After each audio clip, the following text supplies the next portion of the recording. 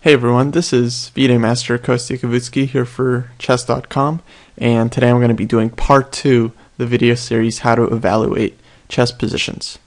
So today's format is going to be a little bit different.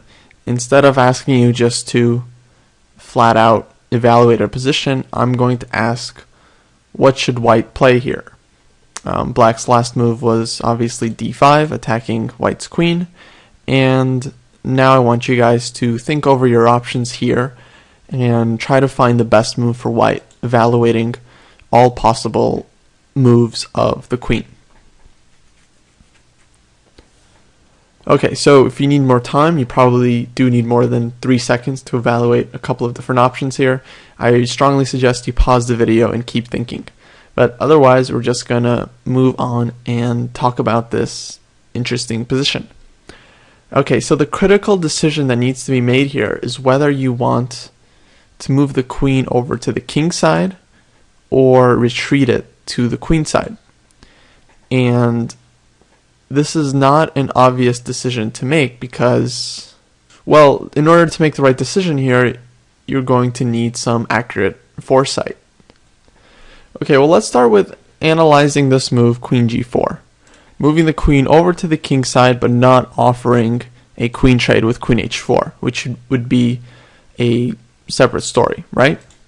So the queen is on the king side, and I don't think this is such a good move. In fact, I think it's a fairly serious mistake because there isn't a whole lot white can actually do on the king side. And all the action in this position is actually going to be taking place on the queen side here. So the first thing you guys probably notice is that black is down a pawn in this position, right? It's not so easy to see how they're going to win their pawn back. But let's say black plays this move c4. This is kind of an odd position, but I think that black actually has very good compensation for the pawn here and might even be better. And the reason is that white's queen is actually stranded out on the king side. As strange as that seems, usually you want your queen very close to the enemy king to sometimes threaten checkmates and different things like that. But here white only has a queen and a knight on the king side, and there's nothing that they can really do. I mean, okay, they can play knight g5 and queen h4, and then after black plays h6, then what, right? So there are no threats that white can actually create, which means that these pieces actually aren't really contributing to the game that much. Right, because this pawn chain is very solid and it's just blocking these two pieces out of the game. Meanwhile, black just wants to attack this b pawn and build up pressure over on the queen side here. This is going to be very easy because black can very quickly bring all of their pieces to the queen side and start attacking these pawns here. Even though black is down a pawn here, I actually prefer their position. For example, bishop d2, trying to get this poor bishop out. Black can simply play knight f6, important move, because now, believe what white wanted to do here was that if black takes and the knight takes, now the queen can retreat to this side of the board. Right, so knight f6 is a very strong move because it forces the queen to h4. In the game, white took on a5, black took, queen h4, and now this queen is pretty much stranded on the king side for good, and there's nothing white can really do about it. So this actually occurred in one of my games. I was playing black here. I played queen takes b5, and I think at this point my opponent realized that he was actually in serious trouble here because my queen is fairly active on the queen side, and I basically just want to bring my rooks to the b and c files, maybe play queen b3, c3, open up this position, win both of these pawns, create a passed pawn, push it down the board, and win the game. And the reason this plan is so strong is because white's queen is not, on c2 defending all these squares. If white's queen was on c2, I think black would be slightly better because he can use the open file, but it wouldn't be such a huge advantage as it is here. So the game continued knight g5. I played h6 just to be safe. Knight goes back. And what's funny is that this knight is totally dominating the queen here. The queen can't come to h5 or to g4 to try to make its way back to the queen side because the knight is controlling both of these squares. So white is basically stuck here, and he has to try to create some kind of speculative attack on the king side that really won't work, as we'll soon see. So I played rook b8, f3, and here I found a good move, c3. And the point is that if white takes, then I would gladly give up my queen for 2 rooks, because even after these exchanges, white's queen is still stranded on the king side, has no way to protect any of these loose pawns. And after something like rook c8, for instance, black is simply going to take this pawn, run their a-pawn down the board, or double the rooks on the second rank, and start taking these kingside pawns. And, white is basically lost. A basic way to evaluate positions with queen versus 2 rooks is to see which side can actually create threats and attack the enemy king. If, for instance, black's king was exposed here, or there was some kind of pawn weakness on the king side, then white's queen would be pretty good because it can team up with the knight and attack that weakness. But here there's just nothing to attack on the king side, and black's rooks are obviously getting active very quickly. So that's a 30-second spiel on how to evaluate positions with 2 rooks against the queen. Basically, you want to see which side can actually create threats with their material imbalance. So white here played b4, now queen a4, going after this weakness.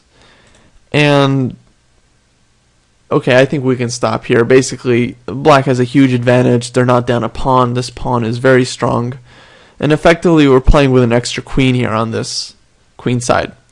White tried to create attack here with stuff like g4 and g5, but there just isn't enough steam in this attack, and that's part of evaluating the position, is that you really have to try to figure out, whether your pieces are actually going to be effective where you place them. And in this case, running the g-pawn exposes white's king. It doesn't really do a whole lot for the attack, and black's c-pawn turned out to be a much stronger resource anyways.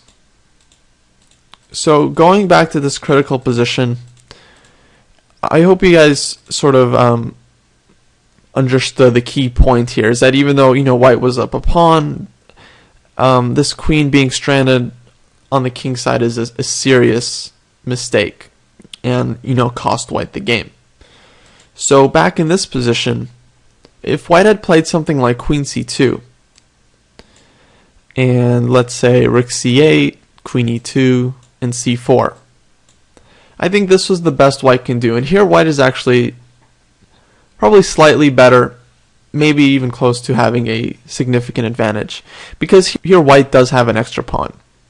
And because the queen is on the queen side now, it can support white's queen side play. And white can play queen c2 and bring his bishop out. At some point, maybe play b3 and try to counter black's space advantage. Black has this nice pawn on c4 here, cramping white's position on the queen side, but if white can organize this break b3, then black will slowly have less and less compensation for white's extra pawn. In this position, black definitely has some compensation because their pieces are quite active and they can definitely hold back white, but only for so long. I think if white plays accurately and comes up with a good plan to reorganize his pieces here on the queen side, eventually white should be making use of their extra pawn. And the last thing I want to mention about this position, guys, is that let's say white play queen h4, offering to trade queens. And this is normally a good strategy. You want to trade pieces when you're up material. But in this case, again, even after black's simple move, queen takes h4, I think black is going to get a nice advantage here. If something like knight f6, probably white can take on c5 and follow up with b4, and I don't think this is good for black at all. I mean, white gets his bishop to b2, and suddenly all of white's pieces are very active.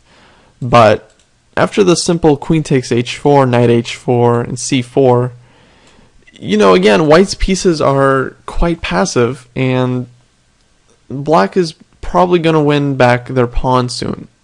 Because this knight is stranded on h4, this bishop can't immediately get out. And if white plays something like a4, I think black can play a6, takes, rook takes, and black is just going to double the rooks on the b file and eventually organize this c3 break, or simply play rook b4 and go after this a pawn here. But basically it's pretty clear that once black wins back their pawn, they're still going to have a lot of pressure on the queen side and have a better endgame. And we see these ideas often in the Benko gambit, for those of you that are familiar. Black sacrifices a pawn to get queenside play, and often when they win back their pawn, they remain with a better position because all of white's sort of strategical problems are still here, like lack of piece development and this pawn weakness on b2. And of course, this could have been seen in the game as well, like if white played queen g4, c4, and a4, after something like a6, threatening to isolate this b pawn and win it back, black can double some heavy pieces on the b file, go after this a pawn, or play c3 at some point, win back their pawn with probably a winning position. So I hope this was a useful lesson for you guys. The main point here was to think about how oftentimes a very important part in evaluating chess positions is figuring out where your pieces are going to be at their most useful. And here, my opponent played this queen g4 very superficially, just thinking, oh, the queen should be near the enemy king. But this was a completely incorrect assessment because white's queen and knight just really couldn't do anything useful to this king side, while black achieved everything they wanted over on the queen side here. And again, the right move was to play something like queen c2 and try to develop some of their pieces, like bishop d2, maybe b3 at some point, with a pretty reasonable position. Thanks a lot for listening, and I'll see you around on Chess.com.